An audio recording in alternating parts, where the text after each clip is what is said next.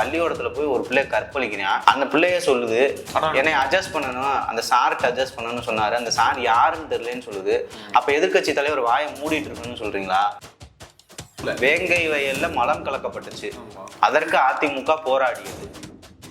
பெரம்பலூர்ல இங்க சென்னையில வெட்டி படுகொலை செய்யப்பட்டார் ஆம்ஸ்ட்ராங். அவருடைய கொலை குற்றவாளிகள் என்கவுண்டர் பண்ணப்பட்டாங்க. ஏன் அவன் செஞ்சது அருவாளை வச்சு வெட்டியிருக்கான்.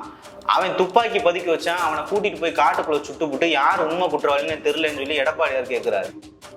எங்க பேசணுமோ அங்கதாங்க சார் பேச முடியும். இப்ப இந்த ஒரு உதயநிதி ஸ்டாலின் மாதிரி போயிட்டு தேவையில்லாத இடத்துல தேவைதான் பேச முடியுமா?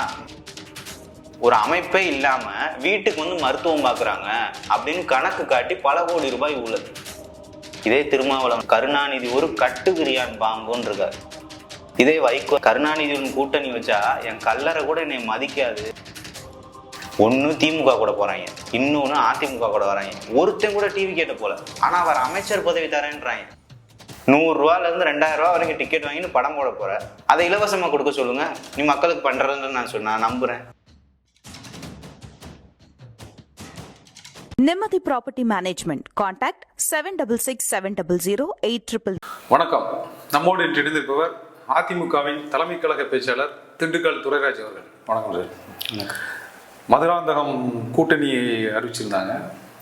அதில் 2 கட்சிகள் இல்லை, ஏற்கனவே இருந்தவங்க. புதிய தமிழகமும் இல்லை, தேமுதிகவும் இல்லை, அப்புறம் ஓபிஎஸும் இல்லை. 3 பேரும் இல்லை. இப்போ ஓபிஎஸ் இணைய போகிறதா ஒரு சின்ன தகவல்கள் வருது. உண்மையிலே அவர் இணைவாரா? இல்ல, அத்தனை பேர் உட்காந்துருந்தாங்க மேடையில. 10 கட்சி உட்காந்துருக்கு. அந்த 10 கட்சி உங்களுக்கு கண்ணுக்கு தெரியாது. இருக்கிற அந்த 2 பேரை மட்டும் தான் காணாமனா தேடணும். முதல்வர் இல்லையா? அவர் முன்னாள் முதல்வர்னா 2024 பலாப்பழம் பழுத்திருக்காங்கல்ல ராமநாதபுரத்துல, அங்கேயே போயிடுச்சு, தோத்து போயிட்டாரு. அதாவது வராரா வரமாட்டாரான்றத கூட்டணி கட்சியினுடைய தலைவர்கள் தான் முடிவு பண்ணணும். அவர் இணைவாரான்னு. அவர் அடம் பிடிச்சிட்டு கிடக்காரு. அவருனாலே ஒரு தொகுதியில ஜெயிக்க முடியுமான்றது ஒரு கேள்வி இருக்கு. ஏன்னா அதிமுக தொண்டர்கள் இப்ப யார்கிட்ட இருக்காங்கன்னு பார்த்தா எடப்பாடியார்ட்ட வந்துட்டாங்க. எடப்பாடியார்ட்ட முன்னாடி இருந்து இருக்காங்க. இந்த ஓபிஎஸ் அப்படி அவருக்கு செல்வாக்கு இருந்திருந்தா, அவருக்கு செல்வாக்கு மிகப்பெரிய அளவுல இருந்திருந்தா ராமநாதபுரத்துல ஜெயிச்சிருக்கணுமா கூடாதான்? முன்னாள் முதலமைச்சர் தானே, நீங்க தானே சொல்றீங்க. அப்ப 2024 ஏன் தோத்தாரு? அப்ப அந்த செல்வாக்கு மக்களிடத்துல குறைய ஆரம்பிச்சிருச்சு. இப்போ உங்கள்கிட்ட ஏதாவது ஒரு யூஸ் இருந்தா தானே உங்களை கூட்டணியில் வச்சுக்க முடியும். உங்கள்கிட்ட 1% ஓட்டு இருந்தா கூட நம்ம எடுத்துக்குவாங்க. உங்கள்கிட்ட ஒண்ணுமே இல்லாத போது உங்களை வச்சு என்ன பண்ண முடியும்? ஐயோ பாவன் கூட சேர்த்துக்க மாட்டீங்களா? ஐயோ பாவானா கூட அவரு திமுகட்டையும் பேச்சுவார்த்தை நடத்துறாருல்ல. திமுகட்டையும் அவர் கூட இருந்தவர் ரைட் ஹேண்டு வைத்தியலிங்கம் திமுக ஓடிட்டாரு. அடுத்து ஐயாவும் ஓடிடுவார், ஓபிஎஸ் ஐயாவும். அதனால அவரை நம்பகத்தன்மையே இல்லைங்க. கட்சி ஆபீஸ உடைச்சாரு, தர்ம யுத்தம் பண்ணாரு. அவர் ஒரு ஸ்டேபிளான மனநிலைமையில கிடையாது.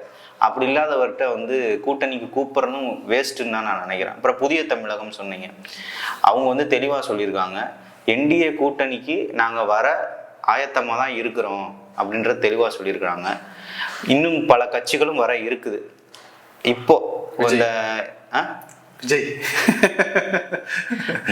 அவர் கட்சி ஆபீஸ் போக சொல்லுங்க, அப்புறம் கூட்டணி கூப்பிடலாம். அவர் கட்சி ஆபீஸ் எங்க இருக்குன்னு அவருக்கு தெரியாது. வர 28ஆம் தேதி, ஜனவரி 28ஆம் தேதி அமித்ஷா வராரு. வரும்போது இதே புதிய தமிழகம் கட்சியா இருக்கட்டும், தேமுதிகவா இருக்கட்டும், கூட்டணியில வர வாய்ப்புகள் இருக்கும். ஏன்னா பல பத்திரிகையாளர்களா இருக்கட்டும், பல அரசியல் விமர்சகர்கள் கூட அதை தான் உறுதிப்படுத்திக்கிட்டே இருக்காங்க. எங்களுக்கு தகவலுமே புதிய தமிழகம் எல்லாம் வரலாம். 28ஆம் தேதி அமித்ஷா முன்னிலை இளையலாம் வாய்ப்பு இருக்கு.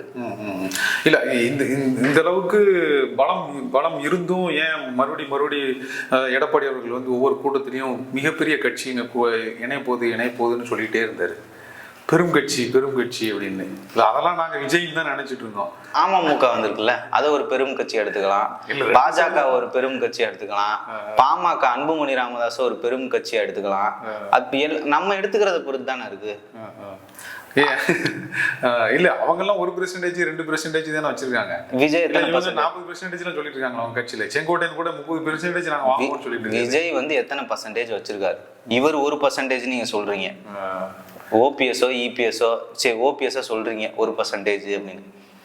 இவர் தேர்தலில் போட்டிட்டு ஒரு பர்சன்டேஜ், தேர்தலில் போட்டிடாம நான் 100% கூட சொல்லுவேன்ல. நாளைக்கு நீங்க நின்னா முதலமைச்சர்னு சொல்றேன், நீங்க சிரிப்பீங்களா சிரிக்க மாட்டீங்களா, மனசுல சந்தோஷம் வருதா? அதுதான் இந்த விஜய்க்கு பண்ணிட்டு இருக்காங்க. நீ எலெக்ஷன்ல நிக்கணும், ஓட்டு என்னன்னு தெரியணும், தெரிஞ்சதுக்கு அப்புறம் தானே அவனை கூட்டணிக்கே கூப்பிடுவாங்க. அவர் வெளிப்படையா சொல்றாருல, நான் கூட்டணி ஆட்சி அமைப்பேன், எல்லாரும் வாங்கன்னு கூப்பிடுறாரு. கடையை திறந்து வச்சிருக்காரு 2 மாசமா, ஒரு ஈக்காக்கா கூட போல. ஒன்னு திமுக கூட போறாங்க, இன்னொன்னு அதிமுக கூட வராங்க. ஒருத்தன் கூட டிவி கேட்ட போல. ஆனா அவர் அமைச்சர் பதவி தரேன்றாங்க. இந்த 2 கட்சியுமே கூட்டணி ஆட்சி இல்லைன்னு தெளிவா சொல்லிருச்சு. திமுக தலைமையில ஆட்சி, இல்லைன்னா அதிமுக தலைமையில ஆட்சி, அவ்வளவுதான் விஷயம். அவர் அமைச்சர் பதவி தரேன்றாருன்னா ஒருத்தன் கூட போக மாட்டேங்கிறானே. ஏன் போல? ஏதாவது பதிலு? காசு ஏதாவது கொடுத்துப்பாங்களோ திராவிட கட்சிகள்? ஐயா உங்களுக்கு ஓட்டே இல்லைங்க. ஓட்டே இல்லைங்க. சரி, திராவிட கட்சிகளுக்கு காசு கொடுத்துட்டாங்க, யாரும் போல. விஜய்க்கு யாரு காசு கொடுக்கறது? அவர் சொந்த காசு போடுறாரா? சினிமாவில் நடிச்சு அதெல்லாம் விட்டுட்டு வந்திருக்காருல, மக்களுக்காக தானே சம்பாதிச்சேன்றது. மக்களுக்காக என்ன சார் செஞ்சீங்க? ஏதாவது ஒரு நலத்திட்டம் சொல்லுங்க. மக்களுக்காக நான் இது பண்ணியிருக்கேன், ஒரு பஸ் ஸ்டாண்டு கட்டி கொடுத்துருக்கேன், என் சொந்த செலவுல நான் நடிச்ச படத்தைன்னு இலவசமா வெளியிட்டு இருக்கேன்னு சொல்லுவீங்களா? ஜனநாயகன் படம் வருதுன்றாங்க, வரலன்றாங்க. ஒருவேளை திரையில வந்துச்சுன்னா என்னுடைய ரசிகர்களுக்கெல்லாம் இலவசமாக நான் போடுறேன் அப்படின்னு பண்ணுவாரா? திரையிடுவேன்னு சொல்லுவாரா? மக்களுக்கு நீங்க என்ன பண்ணீங்க? ஒண்ணுமே பண்ணல. 100 ரூபாயில இருந்து 2000 ரூபாய் வரைக்கும் டிக்கெட் வாங்கிட்டு படம் போட போற. அது போட்ட எதுக்கு? உன் கல்லா கட்டுறதுக்காண்டி நீ படம் நடிக்கிற. அதை இலவசமா கொடுக்க சொல்லுங்க, நீ மக்களுக்கு பண்றதுன்னு நான் நம்புறேன். எதுவுமே பண்ண மாட்டாரு, பிரயோஜனமே இல்லை. டிடிவி இணைஞ்சது டிடிவி மிகப்பெரிய முரண்பாடுல தான் அவர் இணைஞ்சிருக்காரு அப்படின்னு சொல்றாங்க. அவருக்கு பெருசா அவர் ஜெல்லாகல. அதுல அவருக்கு அதோட இருக்கிறது. ஏன்னா ஏற்கனவே அவர் வெளியில போகும்போது என்ன சொல்லியிருந்தாருன்னா, எனக்கு எடப்பாடியை முதலமைச்சராக ஆக்குறதுல எனக்கு உடன்பாடு இல்லை, நான் அதுக்காக கட்சி ஆரம்பிக்கல, நான் அதுல இருந்து மாறுபட்டு தான் கட்சி ஆரம்பிச்சேன், நான் அதுக்காக வேலை செய்ய வேண்டிய அவசியம் இல்லைன்னு சொல்லியிருந்தாரு. இப்போ திடீர்னு அந்த ஒரு 3 மாசம் கேப்ல, ஒரு 4 மாசம் கேப்ல திடீர்னு இணையறதுக்கான காரணம் என்னவா இருக்கும்? நல்ல கேள்வி கேட்குறீங்க. இப்போ திமுக கூட கூட்டணியில் இருக்காங்கல்ல, இதே திருமாவளவனா இருக்கட்டும், வைகோவா இருக்கட்டும், காங்கிரஸ் கட்சியா இருக்கட்டும், என்ன சொன்னாங்கன்னு ஒரு வார்த்தை தெரியுமா? இந்த 2017க்கு முன்னாடி இதே திருமாவளவன் சொல்லியிருக்காரு, கருணாநிதி ஒரு கட்டு விரியான் பாம்புன்னு இருக்காரு. இதே வைகோ தான் சொன்னாரு, கருணாநிதியுடன் கூட்டணி வச்சா என் கல்லறை கூட என்னை மதிக்காது, அதுக்கு பதிலாக நான் வேற தொழிலே செய்யலாம் அப்படின்னு வைகோ சொல்லியிருக்காரு. இப்ப இவங்கெல்லாம் எப்படியா கூட்டணி வச்சாங்க? எதுக்காண்டி கூட்டணி வச்சிருக்காங்க? ஏதோ அவங்களுக்கு ஒரு நோக்கம் இருக்கு, ஒரு கொள்கை இருக்கு, வைக்கிறாங்க. அது மாதிரி இந்த ஆட்சியை அகற்றணும், திமுக ஆட்சியை வீட்டுக்கு அனுப்பணும் அப்படின்றதுக்காண்டி எல்லா வெறுப்புகளையும் மறந்து கூட்டணி வச்சிருக்காங்க. இப்ப யாரு அவர் கட்சியை கொண்டு வந்து என்ன அதிமுக இணைச்சிட்டாரா? கிடையாது. அவருடைய கட்சி தனி, அதிமுக தனி. ஆனா திமுக வீட்டுக்கு அனுப்பணும், அது மெயினான நோக்கம். அதுக்காண்டி அவர் கூட்டணி வச்சிருக்கிறார். வெளிப்படையாக சொல்லிட்டார், எங்க சண்டை பங்காளி சண்டை முடிஞ்சு போச்சுங்க, எல்லாத்தையும் மறந்துதாங்க வச்சிருக்கோம் இருக்காரு. இல்ல எலெக்ஷன்ல கூட நிக்க மாட்டேன்னு சொல்லும் போது தானே நமக்கு டவுட்டா இருக்கு. எலெக்ஷன்ல நின்றுதான் நான் ப்ரூஃப் பண்ணணும்னு கிடையாது இல்ல. அது ஏதோ ஒரு மறைமுகமா தூது விட்ட மாதிரி இருக்கு. ஒருவேளை ஒரு நாடாளுமன்ற எலெக்ஷன்ல கூட நிக்கலாம்ல. இப்ப 2029 வர இருக்கு. ஒருவேளை நாடாளுமன்ற எலெக்ஷன்ல நின்று மேல கூட போய் மந்திரி பதவி கூட வாங்கலாம்ல அவரு. அந்த மாதிரி நம்ம ஏன் எடுத்துக்க கூடாது? அவருக்கு அந்த விருப்பம் கூட இருக்கலாம்ல. ஒருவேளை அவர் கூட இருக்கவங்க எல்லாம் மாநிலங்களவையில ஏதாவது மாநிலங்களவையில ஏதாவது சீட்டு கேட்கலான்றீங்களா? இப்ப அதான் மக்களவைக்கே அவர் போட்டிடலாம்ல. அது அவங்க கொடுக்கறது. நம்ம ஆட்சியில பங்கு வாங்குறதே கிடையாது. அதிமுக என்றுமே பாஜகவினுடைய ஆட்சியில் பங்கு வாங்காது. ஏன்னா கொள்கை வேறு, கூட்டணி வேறு. அதிமுக அது கிளியர் கட்டா இருப்பாங்க. இவர் வாங்குறதும் வாங்காததும் அது பாஜகவுடன் இவங்க என்ன பேசியிருக்காங்கன்னு நமக்கு தெரியாது. ஆனா நம்முடைய கட்சி சொல்றது எல்லா விருப்புகளையும் மறந்து ஒன்றாக இணைந்து இந்த ஆட்சியை வீட்டுக்கு அனுப்பணும், அவ்வளவுதான் நம்மளுடைய நோக்கம். அதுக்காக தான் வந்திருக்காங்க. ஏன்னா பிஜேபி தொடர்ந்து அதிமுக மேல கூட்டணியில எங்களுக்கு 80 சீட்டு வேணும், நீங்க 150 சீட்டு தான் போட்டியிடணுங்கிற ஒரு ஒரு அழுத்தத்தை கொடுத்துட்டே இருக்காங்க. அமைச்சர் பதவியே எங்களுக்கு 3 அமைச்சர் பதவி வேணும் அப்படின்னு சொல்லி தான் அந்த கூட்டணி அமைஞ்சிருக்கு. அதனால இவங்க ஒருவேளை ஜெயிச்சாலும் பிஜேபி அமைச்சர்கள் தமிழ்நாட்டில் இருப்பாங்க அப்படின்னு ஒரு சொல்லப்படுது. திமுக சார்பிலையும் அப்படிதான் சொல்றாங்க. ஸோ இந்த இந்த இந்த பயம் இது எனக்கு கேட்கணும்னு நினைச்சேன். இது யார் சொன்னது, எங்க சொல்றாங்க, ஒண்ணுமே தெரியல. எங்க கட்சிக்குள்ள நடக்கிறது எங்க கட்சி ஆளுகளுக்கு தான் தெரியும். கூட்டணி பேச்சுவார்த்தை நடத்துறது எனக்கு தெரிஞ்சு எங்க கட்சியில அப்படி எந்த பேச்சுவார்த்தையுமே நடக்கல. அமைச்சர் பொறுப்பு கொடுப்போம் அப்படிலாம் சொல்லவே இல்லை. தனிப்பெரும்பான்மையோட ஆட்சி அமைப்போம் தான் இது வரைக்கும். ஒரு அரங்குக்குள்ள மீட்டிங்கா இருக்கட்டும், இல்ல பொது மேடையா இருக்கட்டும், எங்க போனாலும் எடப்பாடியார் அதான் சொல்றாரு, நம்ம தனி பெரும்பான்மையா ஆட்சி அமைக்க போறோம், அவ்வளவுதான், கூட்டணி ஆட்சியெல்லாம் இல்லைன்னு சொல்லிட்டாரு. பிரதமர் நரேந்திர மோடி முன்னாடியே அதுதான் சொல்றாரு. அமித்ஷாவும் அதுதான் சொல்றாரு. எடப்பாடியார் தான் முதலமைச்சர், எடப்பாடியார் தலைமையில் தான் ஆட்சி நடக்க போகுதுன்னு சொல்றாரு. நீங்க என்ன பண்றீங்கன்னா, நாட்டுல நடக்கிற பிரச்சனையெல்லாம் பேசுறது இல்லை. இப்ப கூட வந்து பாத்தீங்கன்னா போலீஸ் மேல குண்டு போட்டிருக்காங்க, பெட்ரோல் குண்டு வீசுறாங்க, அதை பத்தி பேசுறது கிடையாது. நாட்டில் இந்த நீட்டை ஒழிக்கிறேன்னு ஒரு முட்டையை தூக்கிட்டு ஒருத்தர் போனார், அவரை பற்றி பேசுறது கிடையாது. அண்ணா யூனிவர்சிட்டி பல்கலைக்கழகத்தில் பாலியல் பலாத்காரம் பண்ணி அதை பற்றி பேசுறது கிடையாது. இதை பற்றியெல்லாம் பேசுறது கிடையாது. அதிமுக பாஜகவோட அமைச்சரவை போகுமா, இபிஎஸ் மூஞ்சியை மூடிட்டு வந்தாரா, இவர் அடிமையா இல்லையா, இதுதான் நாட்டுக்கு தேவையா? எந்த பத்திரிகையா இருக்கட்டும், உங்களும் எந்த பத்திரிகையும் இதுதான் பேசுது. இல்லை, இப்போ நம்ம அந்த ஸ்டேஜுக்கே வந்துடுவோம். இந்த எதிர் மனநிலையை மட்டும் வச்சே நான் அதிமுக வந்து நான் எதிர்கட்சி அப்படிங்கிற ஒரு நரேட்டிவை உருவாக்கி நீங்கள் ஓட்டு வாங்கிடலாம் அப்படின்னு அவங்க நினைக்கிறாங்களா? ஏன்னா எதிர்கட்சியாக இவங்க என்ன செயல்பாடை முன்னெடுத்தாங்கன்னு ஒன்று இருக்குல்ல. நீங்கள் கேட்குறது எப்படி இருக்குன்னா, எதிர்கட்சியாக செஞ்சால் ஓட்டு வாங்கலாமா என்னென்னமோ கேட்குறீங்களா? எதிர்கட்சியாக செயல்படணும்ல. இப்போ நீங்கள் சுஜித் அந்த பையன் போலீஸ் காவலில் எடுத்து இறந்தான்ல ஒரு பையன், அஜித் அந்த பையன் இறந்ததுக்கு மிகப்பெரிய அளவில் முன்னெடுத்தீங்க. ஆனால் திருநெல்வேலி ஆணவ படுகொலைக்கு பெரிய அளவில் முன்னெடுக்கலை.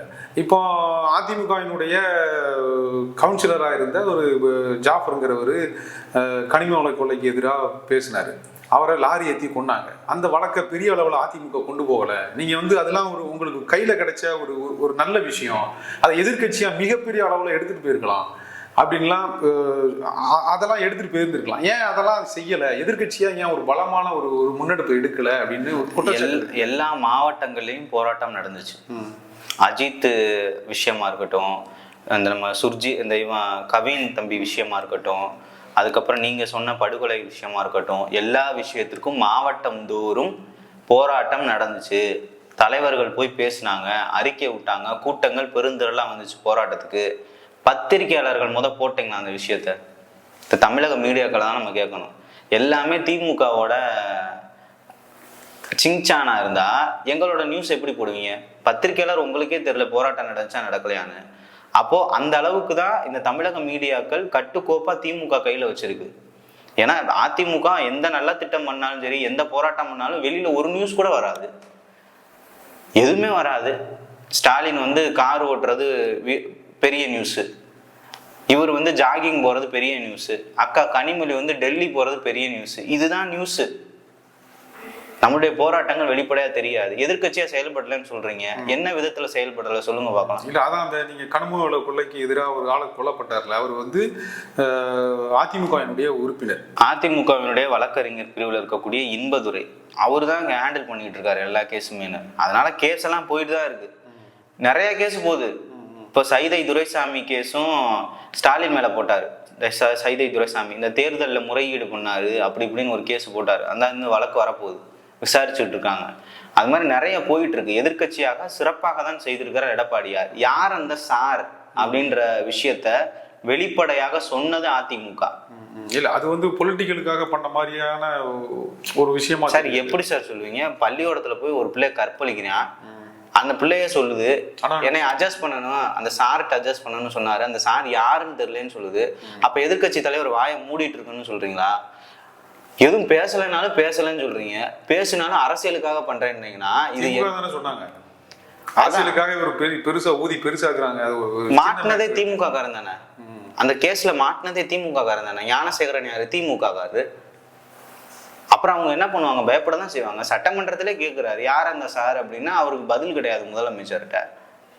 இந்த சென்னை ஈசிஆர்ல திமுக இந்த கொடி கட்டிட்டு கார்ல போறான், குடும்பத்தோட போறான், பொண்ணை பிடிச்சி கெட்ட வார்த்தையில வந்து அப்படியே ஆபாசமா குறியீடு பண்ணி பலாத்காரம் பண்ண போறேன் திமுக காரன் தான். கேட்டா டோல்கேட்ல வந்து நான் ஃப்ரீயா போறேன்றான். அதையும் போராட்டத்தை முன்னெடுத்தது அதிமுக. பல போராட்டங்கள் தொடர்ச்சியாக முன்னெடுத்திருக்கு 4.5 வருஷத்துல. மக்கள் மிக கொடுமையான ஒரு நிலைமையில இருக்காங்க, ஆபத்தான நிலைமையில இருக்காங்க. அதை உணர்ந்து தான் இவர் செயல்பட்டுக்கிட்டு இருக்கிறார். அந்த அல்வா கொடுத்த விஷயம் தெரியுமா? பார்த்துருப்பீங்க. இருட்டு கடை அல்வா மாதிரி திருட்டு கடை அல்வான்னு ஒரு ப்ராடக்ட் வந்து லான்ச் பண்ணார் எடப்பாடியார். இவங்க வந்து 500 சில்லற வாக்குறுதின்னு நினைக்கிறேன், அதெல்லாம் கொடுத்து எல்லாத்துக்கும் அல்வா சுட்டாரு. இவரு சட்டமன்றத்தில் கொடுத்தாரு போய் ஸ்டாலினுக்கு, நீங்க கொடுத்தீங்க அல்வா, இந்த நீயே வச்சுக்கோன்னு கொடுத்தாரு. இது எதிர்கட்சியோட வேலை இல்லையா? கரெக்டாக தானே பண்ணியிருக்காரு. இல்லை போராட்டங்களா முன்னெடுத்து, மக்கள் போராட்டங்களா அதை முன்னெடுத்து ஏதாவது இந்த இந்த இந்த போராட்டங்கள் எங்களுக்கு வந்து இது ஒரு இதை நான் எதிர்கட்சியா நாங்கள் இதை பண்ணோம் அப்படின்னு ஒரு போராட்டங்களை சொல்லணும்ல. இப்போ நான் அந்த எதிர்ப்பு மனநிலையை மட்டுமே வச்சு நான் ஓட்டு வாங்கிடுவேன் அப்படிங்கிறத விட, நான் அதிமுகவா நான் எதிர்கட்சியா நான் இதெல்லாம் பண்ணேன் சார். வேங்கை வயல்ல மலம் கலக்கப்பட்டுச்சு, அதற்கு அதிமுக போராடியது, நீதிமன்றம் வரை சென்றது.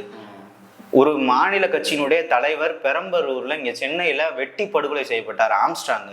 அவருடைய கொலை குற்றவாளிகள் என்கவுண்டர் பண்ணப்பட்டாங்க. சட்டமன்றத்துல எடப்பாடியார் கேட்கிறாரு, ஏயா அவன் வந்து செஞ்சது அருவாளை வச்சு வெட்டியிருக்கான், அவன் துப்பாக்கி பதுக்கி வச்சான், அவனை கூட்டிட்டு போய் காட்டுக்குள்ள சுட்டுப்புட்டு யார் உண்மை குற்றவாளின்னு தெரியலன்னு சொல்லி எடப்பாடியார் கேட்கிறாரு.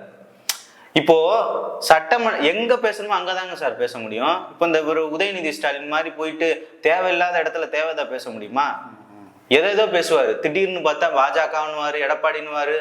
அங்க சோத்துக்கு வழி இல்லாம இருக்கான் மக்கள். கரண்ட் பில் ஏறிக்கிட்டு இருக்கு, தண்ணி வசதி கிடையாது, பால் கிடையாது, மருத்துவ வசதி கிடையாது, ஒண்ணுமே கிடையாது. அங்க போய் நின்றுட்டு பாஜக உள்ள வந்துடும், திமுகவுக்கு ஓட்டு போடுனா எவன் போடுவான்? அது வந்து அரசியலா? அது ஒரு அரசியலா? ஆனா மக்களுக்கு என்ன தேவை? ஒரு தலைவர் கொல்லப்பட்டிருக்கிறாரு, அவர் பின்பற்றிய தொண்டர்கள் இருக்காங்க அப்படின்னு சட்டமன்றத்துல பேசுறாரு. யாரு காரணம் கண்டுபிடிங்க அப்படின்னா இது வரைக்கும் கண்டுபிடிக்கல இந்த அரசாங்கம். அப்ப நீங்க எப்படி சொல்லுவீங்க? பல போராட்டங்கள் நான் தான் எடுத்து சொன்னேன். ஆம்ஸ்ட்ராங் படுகொலையா இருக்கட்டும், அதுக்கப்புறம் வந்து வேங்கை வயல் பிரச்சனையா இருக்கட்டும், இன்னும் நிறைய கல்குவாரிகள் முறைகேடா இருக்கட்டும், மணல் முறைகேடா இருக்கட்டும். இப்ப 4 லட்சம் கோடி ஊழல் பண்ணியிருக்காங்க இந்த திமுக அரசாங்கம். 4 லட்சம் கோடி ஊழல். இதை கொண்டு போய் ஆளுநர்கிட்ட கொடுத்தது எடப்பாடியார். வேற என்ன செய்யணும்னு சொல்றீங்க? அது எல்லாமே திட்டங்கள் அறிவிச்சதுக்கு அப்புறம் தானே கொடுத்தீங்க. எந்த திட்டங்கள்? பென்ஷன் அறிவிச்சு சார். நீங்க ஆட்டையை போட்டதுக்கு அப்புறம் தானே சார் நாங்க கண்டுபிடிக்க முடியும். இப்போ இந்த மொபைல் போனா 50 ரூபானா, நீங்க 50 ரூபாய்க்கு வாங்கி என்கிட்ட வந்து 50 ரூபாய்க்கு வித்தா பரவாயில்ல, ஒரு 55 ரூபாய்க்கு வித்தா பரவாயில்ல. இதை போய் 1500 ரூபாய்க்கு வித்தீங்கன்னா நீ ஆட்டையை போடுறேன்னு நான் சொல்ல முடியும்ல? அதை கண்டுபிடிக்கிறதுக்கு எலெக்ஷன் வரதுக்கு 2 மாசத்துக்கு முன்னாடி வரைக்கும் கண்டுபிடிச்சிட்டு இருந்தீங்களா சார்? நீங்க அது வரைக்கும் ஆட்டை போட்டதே எங்களுக்கு தெரியலையே. நீங்க ஏமாத்துனது, ஊழல் பண்ணது, திருடுனது எதையுமே வெளிப்படையா காட்டாம ஒரு ஒரு ஒரு திட்டத்தை சொல்றேன். மக்களை தேடி மருத்துவம்னு ஒரு திட்டம். அந்த திட்டத்துல பல கோடி ரூபாய் நிதி ஒதுக்கியிருக்காங்க. நல்லா கேட்டுக்கோங்க. கட்டடம் கிடையாது, ஒரு இன்ஃப்ராஸ்ட்ரக்சர் எதுவும் கிடையாது, ஒரு அமைப்பே இல்லாம வீட்டுக்கு வந்து மருத்துவம் பார்க்குறாங்க அப்படின்னு கணக்கு காட்டி பல கோடி ரூபாய் ஊழல். பல கோடி ரூபாய் ஊழல் எடப்பாடியார் சொல்றாரு. ஆனா அதே அதிமுக ஆட்சியில என்ன பண்ணாங்கன்னா, அம்மா மினி கிளினிக்குகள்னு ஓப்பன் பண்ணாங்க. கிளினிக்னா என்ன இருக்கணும்? கட்டடம் இருக்கணும். கட்டடத்துக்குள்ள டாக்டர் 24 மணி நேரம் உட்காந்துருக்கணும், நர்ஸு கூட இருக்கணும், அங்க வேலை பணியாட்கள் இருக்கணும், மருந்து மாத்திரை இருக்கணும். இதெல்லாம் இருந்தா ஒரு மருத்துவமனை இந்த திட்டம். இது இப்ப பாக்குற மக்கள் ஓகே, கட்டடம் இருக்கு, ஹாஸ்பிட்டல் இருக்கு, இதெல்லாம் இருக்கு, இதுக்கு செலவு பண்ணா அக்செப்ட் பண்ணிக்கலாம். எதுவுமே இல்லை. கேட்டா நான் வந்து டாக்டர் வீட்டுக்கு வந்தாரு, மாத்திரை கொடுத்தாரு. எங்கேயா ரெக்கார்டு? எந்த டாக்டரையா இருக்காரு? அதாங்க மக்களை தேடி மருத்துவம். வீடு வீடா வருவாரு. சரி, அவர் உட்கார்றதுக்கு எங்கேயா இடம் இருக்கு? அதெல்லாம் கிடையாதுங்க, கேபின்ல உட்காருவாரு. விஞ்ஞான ரீதியில ஊழல். ஏதாவது இருந்தா தானே கேட்பீங்க, எதுவுமே இல்லை. உங்களுடைய கருத்துக்களை மிக தெளிவாக முன் வச்சதுக்கு ரொம்ப நன்றி.